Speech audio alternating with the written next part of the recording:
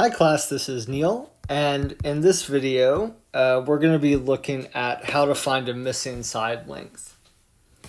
So one thing to note before we get started, we always want to check the mode of our calculator before we're doing trig problems.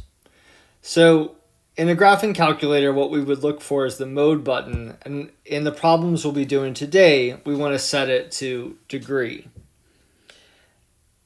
Now, if you don't have a graphing calculator, let's say you're using Desmos, you can set Desmos into degree mode by pressing the wrench button, which is on the top right of the graph, and then selecting degrees by highlighting it. If you're not set in degrees, you'll have some trouble with your calculations, because you'll be calculating in radians, so it won't get you the answer that we're looking for. All right, so these problems kind of start on page 2 of the handout. We'll do it together, and then what I'd like you guys to work on is practice problems 1 through 4, and I'll give you some hints for a few of them. All right, so in the example, in the diagram below, triangle ABC is a right triangle.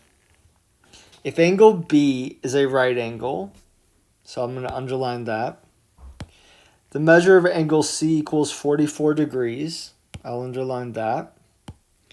And BC equals 12. Determine the length of AC to the nearest tenth. All right, so there's a lot of important information in the problem. I'm going to kind of take it one piece at a time. We're given a triangle here with no information really drawn into it other than we have the 3 sides and we have letters representing each of the 3 angles. So first, remember I was told angle B is a right angle, so I'm going to draw a little box to represent angle B. Next, I was told that the measure of angle C equals 44 degrees.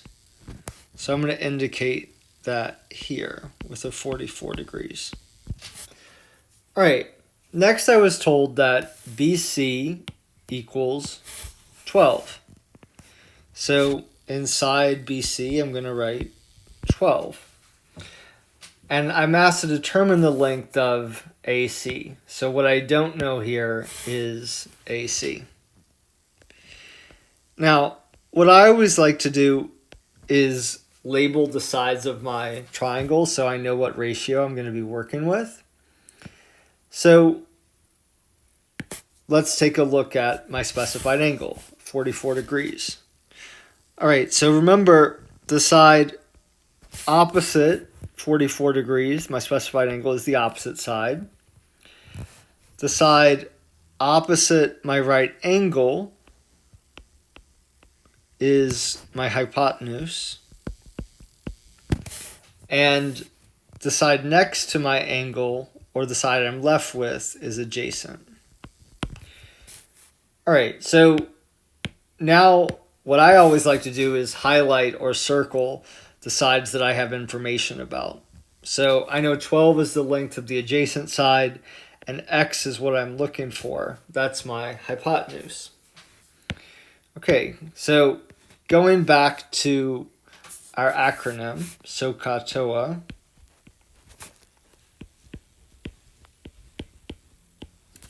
we want to ask ourselves, well, which ratio am I going to be using here? And you're right if you said you're going to use cosine, because we know information about the adjacent side and we're looking for the hypotenuse. Okay, so I'm going to write my equation.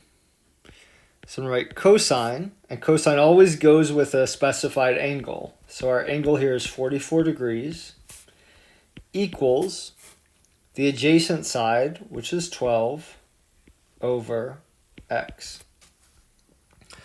Okay, so we need to solve for X here.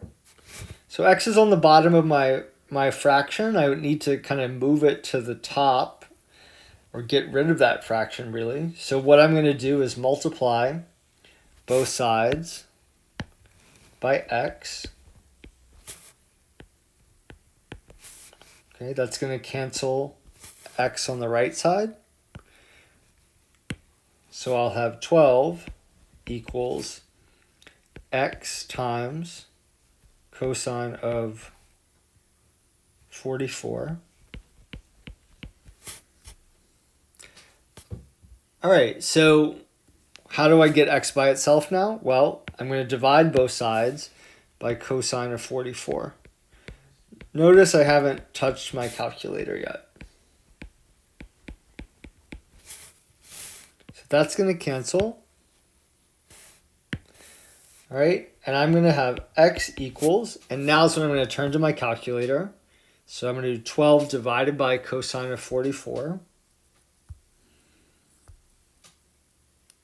12, and now in Desmos, you would go to the functions menu to find cosine. You could also type it, but it's in the functions menu. So 12 divided by cosine of 44. And that gives me my side length, which is 16.68. So I'll record that. X equals 16.68. And now, remember, we're supposed to round this to the nearest tenth. So that means x equals 16.7. And that's my final answer. Okay, so you can pause the video, write down that example. You can rewind it and watch it again if you need to.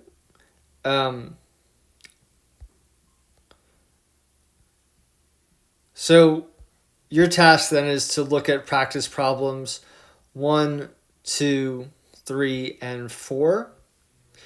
In problem 1, it's pretty straightforward because everything's labeled for you. So what I would start with is really labeling my triangle. What's the opposite side? What's the hypotenuse? What's the adjacent side? And what's my x? What am I looking for? Okay? So it's very much like the example problem. In question 2, again, what you need to be really careful about is labeling the different pieces of the triangle. So measure of angle M is 90. That's already indicated for us. The measure of angle MAI is 48. So MAI is this angle, and that is 48 degrees. Okay, so based on that angle then, you can find the length of MI. All right, don't forget to label the sides of your triangle. So what's opposite that angle? Where's the hypotenuse? And where's the adjacent side? And fill in the other information that we know. Okay, question 3 is very similar. When you get to question 4, what you'll notice is the triangle we have here is drawn on the coordinate plane. We are given a measure of an angle, angle A, and we're told that angle is 53 degrees. But we're not told anything else about the side lengths. We are given a coordinate. So if you think about the way coordinates are written, there's an x value and a y value. Our x value is the same as this distance, or the horizontal distance. Our y value is the same as our vertical distance.